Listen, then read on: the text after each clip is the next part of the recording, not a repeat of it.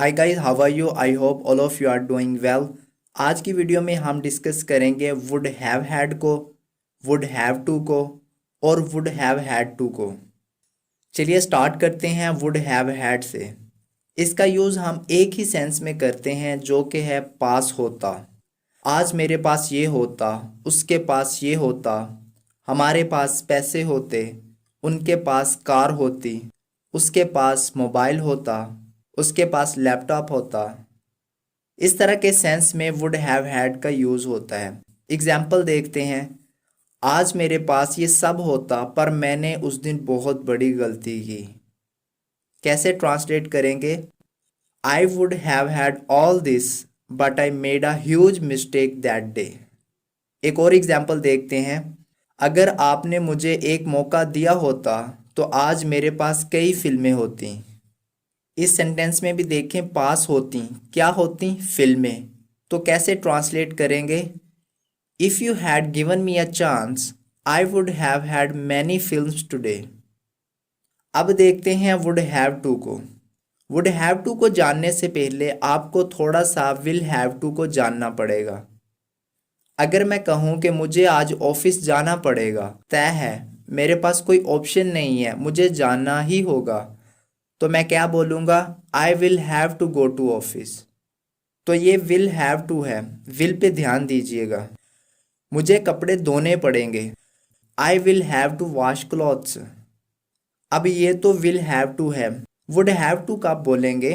अब आपको एक और चीज़ सीखने की ज़रूरत है जिसे बोलते हैं सेकंड कंडीशनल। हमने थर्ड कंडीशनल पढ़ा हुआ है प्रीवियस वीडियोस में। ये भी इसी तरह है कि अगर मैं अमीर होता, यानी कि मैं प्रेजेंट की बात कर रहा हूँ, पास्ट की बात नहीं कर रहा। प्रेजेंट में कह रहा हूँ कि अगर मैं अमीर होता तो मैं एक एक्सपेंसिव कार खरीदता। सब्जेक्ट क्या कहना चाह रहा है? सब्जेक्ट कहना चाह रहा है कि ना ही मैं अमीर हूँ ना ही मेरे पास कोई कार है। अगर मैं अमीर होता तो कार खरीदता, पास्ट में नहीं खरीदता। इसका लेना देना पास्ट से है ही नहीं। आप प्रेजेंट में खड़े हैं और प्रेजेंट में ही सोच रहे हैं। आप कैसे बोलेंगे? If I were rich I would purchase an expensive car. यानी कि जब आप सेकंड कंडीशनल का इस्तेमाल करते हैं तो आप प्रेजेंट में खड़े हैं और आप चोर नहीं हैं। आप कहते हैं अगर मैं चोर होता तो आपका मोबाइल चुरा लेता। तो कैसे बोलेंगे? If I were a thief I would steel your mobile. तो ऐसी जगह पर जहां पर आप कुछ कर लेते पर आपने किया नहीं, पास्ट भी नहीं है, प्रेजेंट में खड़े हैं, आपका मोबाइल चुरा लेता या मैं आपको पैसे दे देता, मैं आपकी मदद कर देता, प्रेजेंट में कर देता। अगर यहाँ पर कर देता की बजाय अगर आपको बोलना हो पड़ जाता, तो ये सेकंड कंडीशनल है। सेकंड कंडीशनल में हम सबसे पहले देखते हैं स्टेट ऑफ बीइंग को। स्टेट ऑफ बीइंग का मतलब है अच्छा हूँ, बुरा हूँ, काला हूँ, गोरा हूँ। अब मैं कह रहा हूँ कि अगर मैं एक टीचर होता तो मुझे इस बच्चे को पढ़ाना पड़ जाता। ये जो सब्जेक्ट है जो कह रहा है कि अगर मैं टीचर होता, वो टीचर है नहीं, वो इमेजिन कर रहा है। तो कैसे बनेगा सेंटेंस?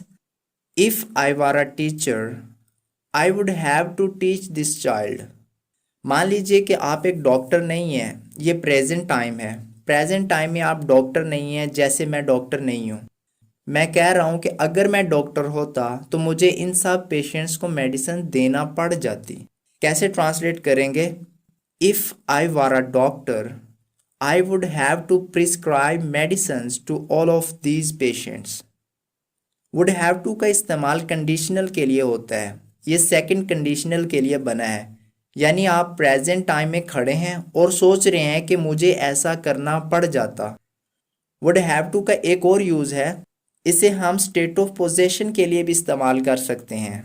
पोजेशन का मतलब होता है कि मेरे पास कुछ है। जैसे मैं बोलूँ कि मेरे पास कार है, आई हैव अ कार, तो ये पोजेशन है। लेकिन मैं प्रेजेंट टाइम में खड़ा हूँ। मान लीजिए कि मेरे पास कार नहीं है, तो मैं कह रहा हूँ कि अगर मेरे पास कार होती, कब होती? पास्ट में होती। क्या पास्ट का कोई कनेक्शन ही नहीं है, वो सुनने में पास्ट लग रहा होगा आपको।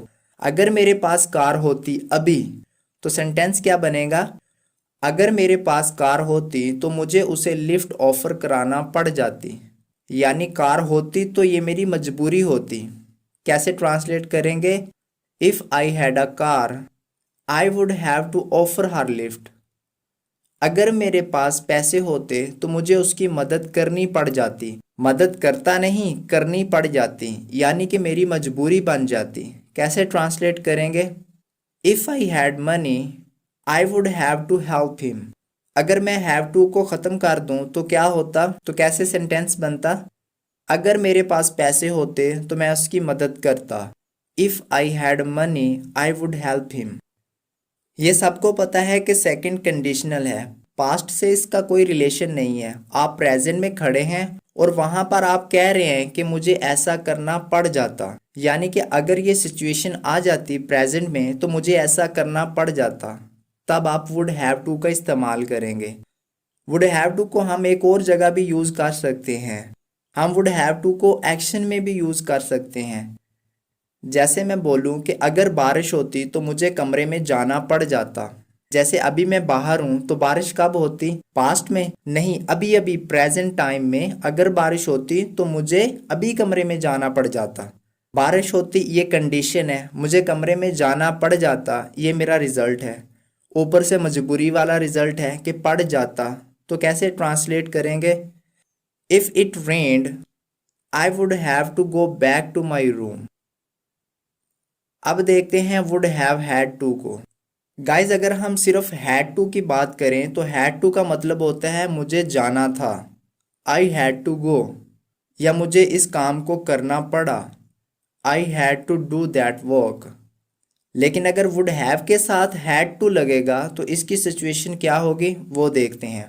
मान लीजिए एक साजिद नाम का लड़का है, इसके पास एक कार है, इसे पैसों की बहुत ज़रूरत है, इसके पास कैश नहीं है।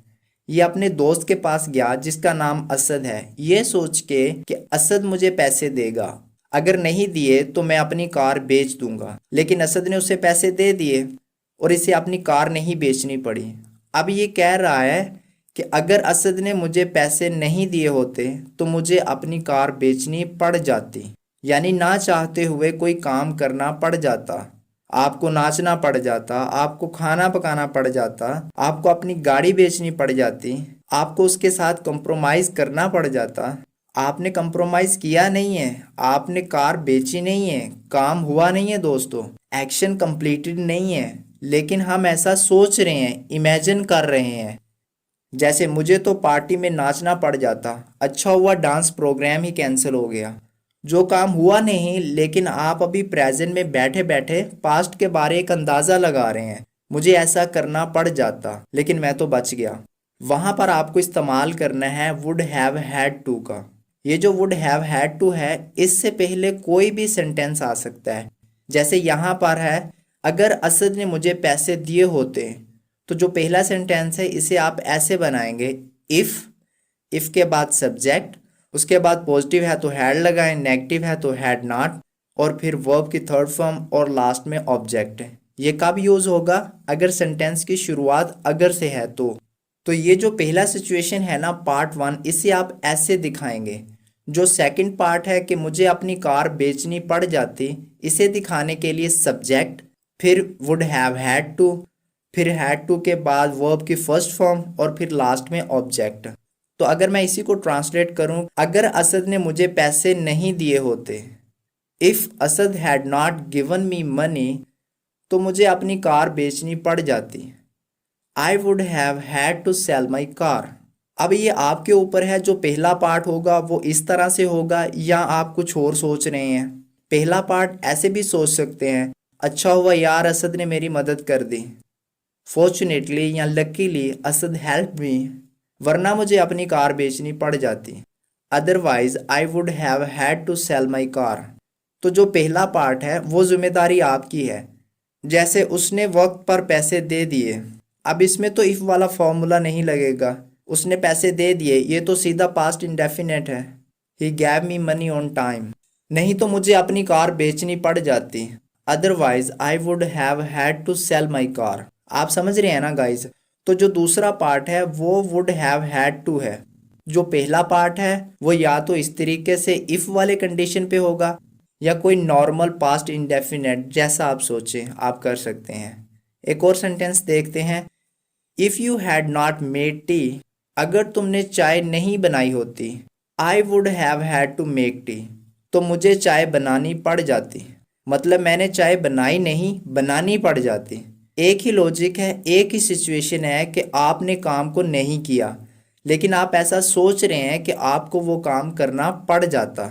आई होप कि आपको इस वीडियो की अच्छे से समझ आ गई होगी। अगर कोई कन्फ्यूज़न है तो आप कमेंट में पूछ सकते हैं। इस एक्सरसाइज को सॉल्व कीजिए। अगर ये वीडियो आपके लिए हेल्पफुल साबित हुई है तो वीडियो को लाइक कर दें और इसे शेयर कर दें। इसी तरह की नॉलेजेबल वीडियोस के लिए हमारे चैनल को सब्सक्राइब कर दें और साथ में बेल आइकन को भी प्रेस कर दें ताकि हमारी हर आने वाली वीडियो आप तक आसानी के साथ पहुंच सके। मिलते हैं नेक्स्ट वीडियो में, तब तक अपना ख्याल रखिएगा। अल्लाह हाफिज़।